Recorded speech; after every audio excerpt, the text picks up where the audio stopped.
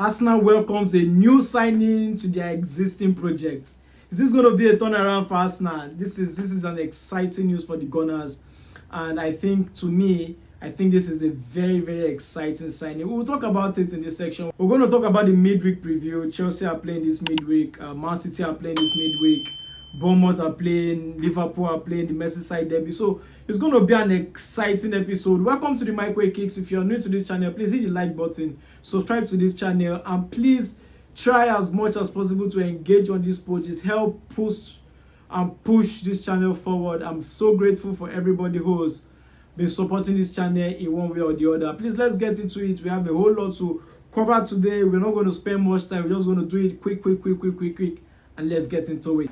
Arsenal has welcomed a new signing into their project. This time around, is not actually a player, but a sporting director. According to the Arsenal Instagram post, it tweets, "We are delighted to announce that Andre Batha is joining the club as a sporting director." So it has been confirmed, pending the speculations over in the last couple of weeks. So finally, Arsenal don't confirm that Andre Batha has finally become the Arsenal sporting director. He replaces Edu, who lives for Nottingham Forest. He will be the head of Nottingham Forest football operations. Nottingham Forest have different clubs in their portfolio: Olympiacos, Nottingham Forest, and others. So he will be the head of their footballing decisions. So this particular signing for Arsenal is a very good signing to me, because this man is actually responsible for the winnings and the turnaround of Atletico Madrid. He came all the way from Atletico, and he made some exciting signings from Atletico Madrid that over the years it has been and proven to be a very good signing for Atletico. Before we move to the weekend preview, we're quickly going to touch the signings this particular man, these new Arsenal sporting directors have made for Atletico before joining the Gunners. Quickly, he signed João Felix for 130 million. So you would know that this man is not afraid. He's really not afraid to splash the cash wherever he goes. So he signed João Felix for 130 million from Benfica. He signed Julian Alvarez, 82 million from Manchester City. He was the one who signed Morata from Chelsea for 55 million. I think that deal actually favored Chelsea even more than Atletico Madrid.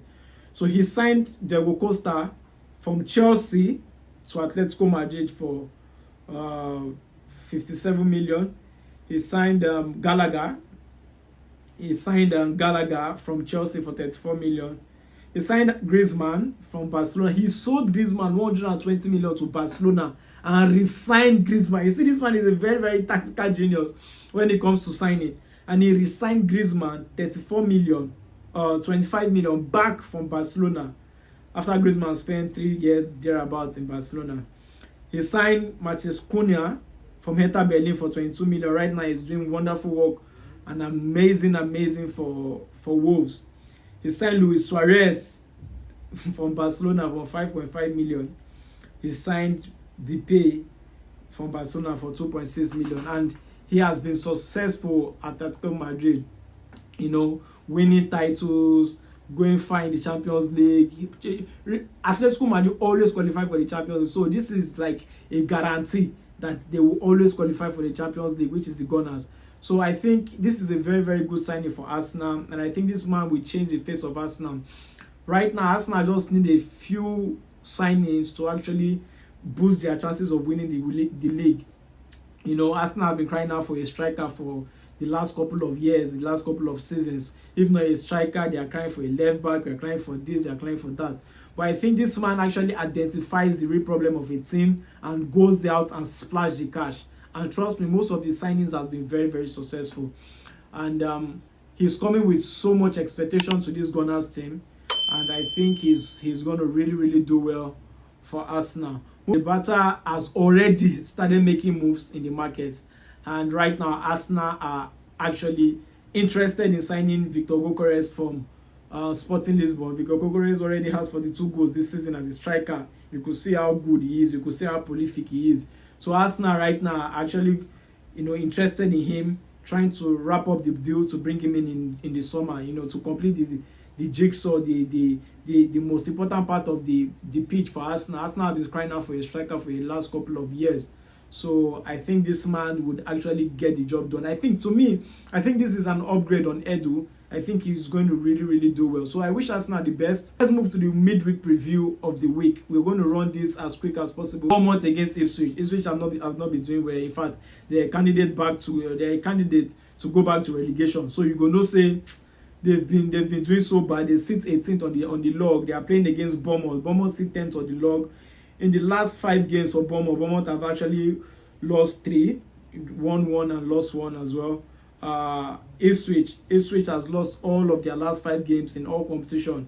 Ipswich has not been doing well this season. To me, I feel this match is actually a walkover for Bournemouth. Bournemouth will take Ipswich to the cleaners. It's not going to be a difficult one. I think I'm expecting over 3 goals in this match. I think Bournemouth is going to win like 3 goals to 1.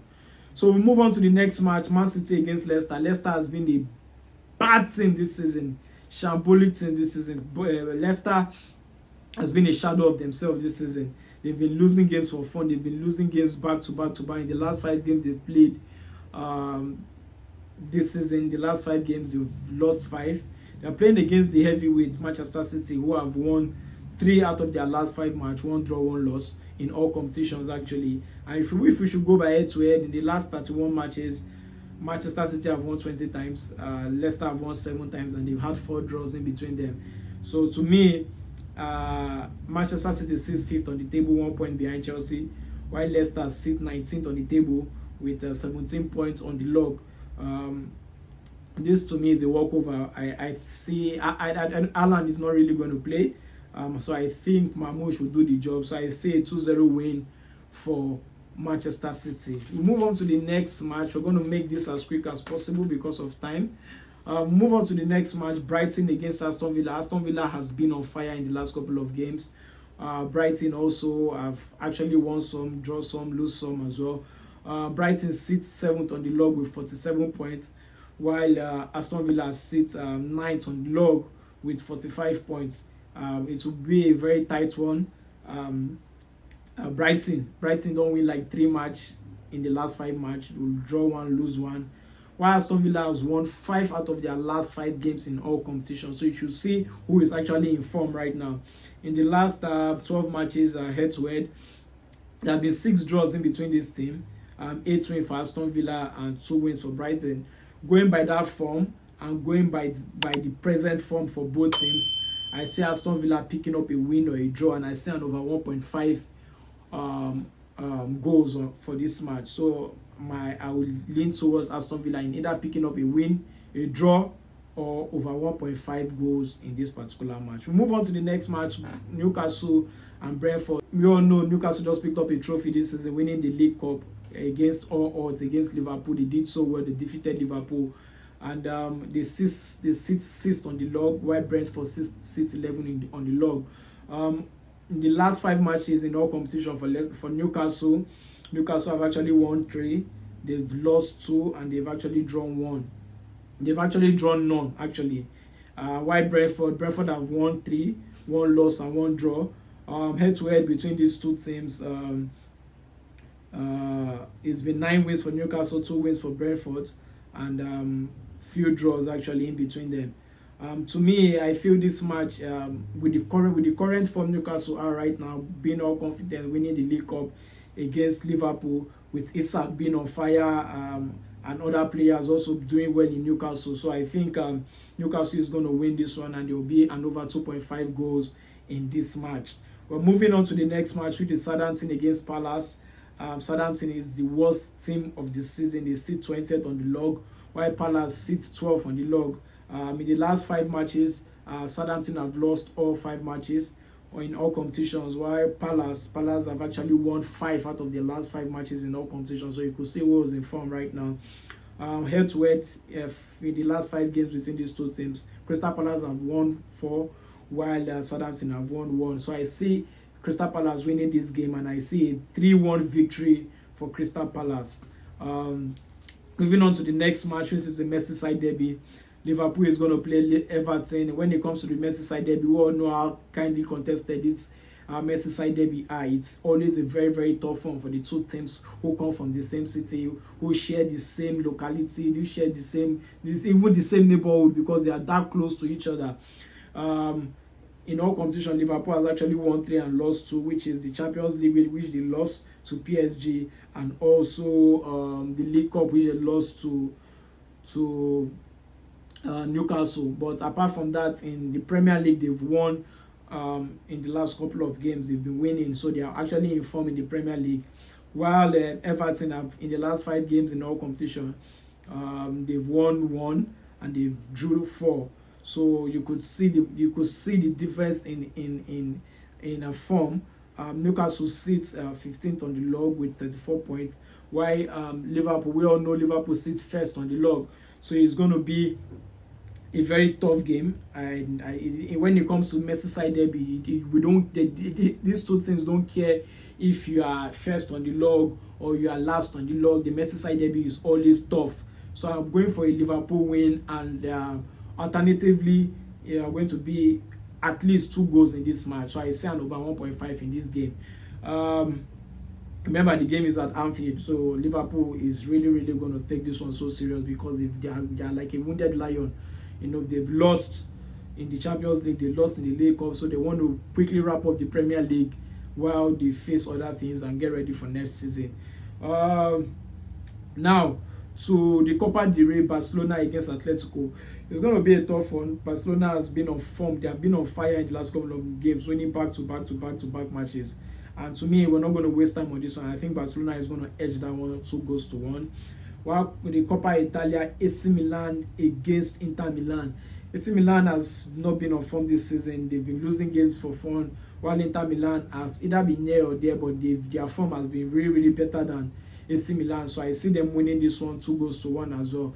Please share your thoughts in the comment. What do you think about these games? What do you think about my predictions? If you have any other predictions to add to it, please do share it in the comment section. I'll be looking forward to an exciting game this weekend. Until I come your way again next time, I remain your boy Mike Way. Stay cool. Cheers.